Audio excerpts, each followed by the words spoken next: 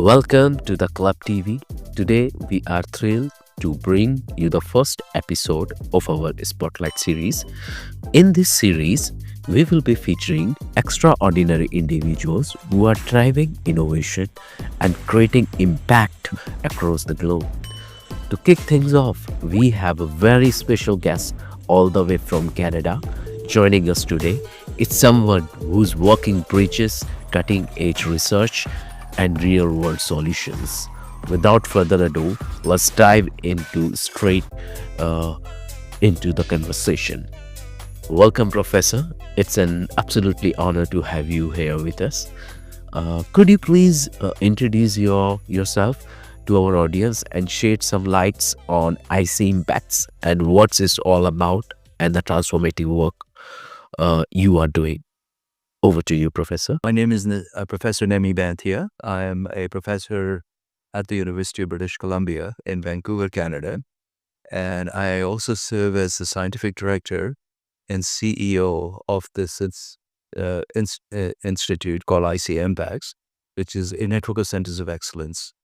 This center, which was launched 12 years back, is jointly funded by both Canadian and Indian governments. And it has over 300 partners right now, along with more than 160 industries that are working with us, actually. Now, how we operate, is we have four themes of areas that we work in. One is that of food security, of course, which is of obvious interest to you. The other one is in water management. And water management is very connected to food security, as you know, because that's, as you know, more than 60% of water in India is used for irrigation, as you know, for agricultural purposes, actually. And water availability is a very large problem, of course. So our second theme is water management, integrated water management. Our third area is public health, which really looks at how the disease spreads, vaccinations, and essentially looking at pandemics, why do they occur, etc. And last but not least is in civil infrastructure. So we look at roads, bridges, dams, power infrastructure, transportation infrastructure, internet infrastructure, and that sort of thing, actually.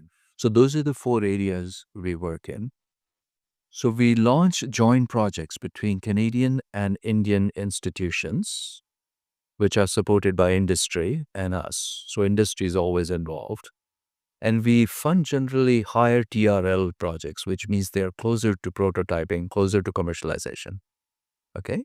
So when we fund this, what happens is a lot of solutions come out in the four areas that I talked about, such as in water treatment, which will be part of water management, such as precision farming, which would be part of, food security.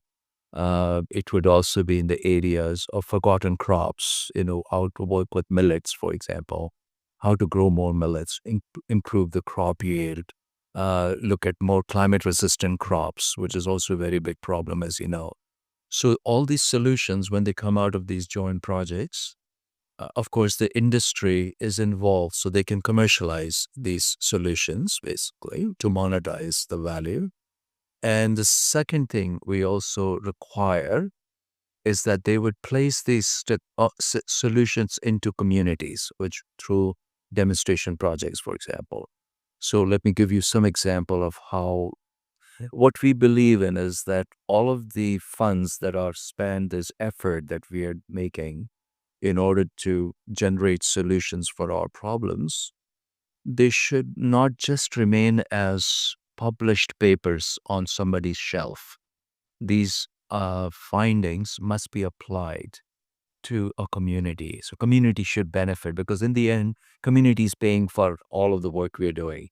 They are the stakeholders and they are also, it's public money that we're spending, which means that they should be benefiting from it. So in order to have a return on investment for the community, we require that every project, and we just launched our 100th project between Canada and India, we require that every project should have a deliverable in the form of a demonstration project in a community. So, for example, we are building a precision farming unit in Canada, for example, in a community. We have water treatment units in all over, Canada and India. We also have projects related to roads for repair of dams, on the infrastructure side, building monitoring, earthquake monitoring, that sort of thing, actually on the infrastructure side. And on the public health side, we have programs like Tikavane, which is actually creating a platform for people to essentially work towards what we call information on vaccinations, particularly for less literate community. We want to make sure that they understand what the vaccinations are for, so that the public health is maintained in a community which is either economically deprived or or literally deprived. So far, I think what we believe is that these are the kinds of models that require to solve the grand challenges that we have. And our grand challenges are exactly what I pointed out: food insecurity, climate change, lack of water availability, terrible infrastructure, unsafe infrastructure, where bridges are collapsing.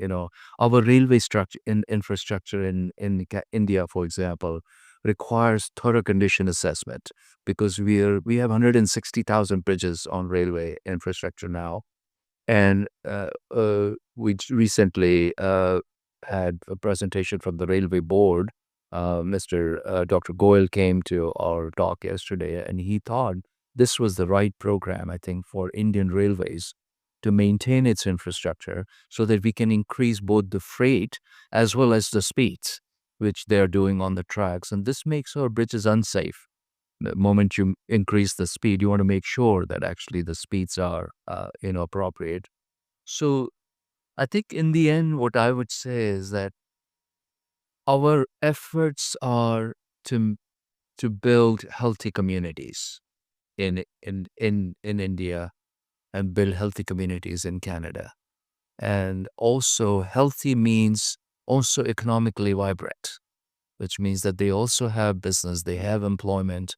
Health is not just a public health issue, it's also a sustenance issue, it's an income issue, it's ability to afford, medicine, things like that. So we want these to be economically vibrant communities as well. So that's our long-term purpose. And of course, there are a lot of students involved. There are over 1,300 students who graduated from the program. So there's a lot of young people now between the two countries that are what best friends. And this will create longer term opportunities, I think, not just in India towards innovation, because these are all highly qualified, personnel, but it would also create future business that these companies will do with United States, with Japan, with Korea, for Singapore. So we are creating that international mindset in Indian students here, that they will become entrepreneurs. They will become the next Google of the world. This sounds incredible, Professor. I see impacts seems to be at the forefront of collaboration and sustainability. Let's dive deeper into some of the projects you are currently working on and how they are making a tangible difference in communities. Yes, so I will share one on which is connected to food security and infrastructure, is the KRS Dam here, the Krishnaraj Sagar Dam, which is very long, 3.4-kilometer long dam, and it was showing signs of leakage. And because a dam is also Is it for the food security? yes, okay, because see, in the end, a lot of water is used for irrigation. All right, all right. Got it. Yes, so it is connected to our ability to generate more crops. So here we came. It's an infrastructure project. It's a water management project, and it's also a food It's security a mix project. of Mix of everything, exactly. This is why I picked that particular program. So what we did was we actually repaired and strengthened that KRS dam with some nanotechnology. So we used some sort of nanomaterials to strengthen this so that the leakage would stop. And we stopped the leakage through this nanotechnology modified repair method, for example. So, and there's a lot of research involved in these first. We don't apply it without any research. So there was a very large research program was carried out between Canada and India to develop these wonderful new materials that are long lasting, they're carbon neutral, and they can actually repair a dam for 50 years to come. Yeah. So that's one good project, I think.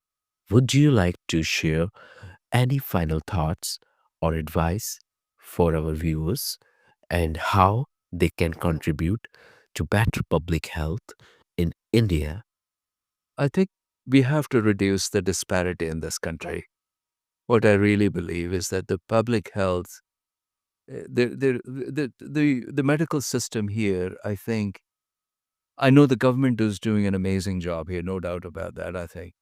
But I think we have to make sure that healthcare is available to more people. Healthcare is available to more people in the sense that they can afford healthcare. They're looked after very well. So if you're talking about public health, education is very important. And a lot of problem people don't quite understand the need for vaccinations, the need for hygiene, the need for communal hygiene, need for personal hygiene, those kinds of things. And I think that you need first education. You also require at the same time empowering women, because the empowerment of women is a first, I would say that's the first step towards public health, because it's the women who will eventually make our society healthier, with newborn children, with, children who need vaccinations. And in this case, I think the women need to be empowered. Women need to be educated, I think, to essentially preserve public health in our system here. And last but not least, I think you need to create more opportunities, in fact, for interaction, for affordability, so that public health can be maintained better. Yeah. Thank you, Professor, for sharing your valuable insights and highlighting the power of collaboration and innovation. To our listeners, this is just the beginning of our Spotlight series. Stay tuned for more inspiring stories from change makers around the globe. This is your host, Rajan, signing off. See you next time on Club TV.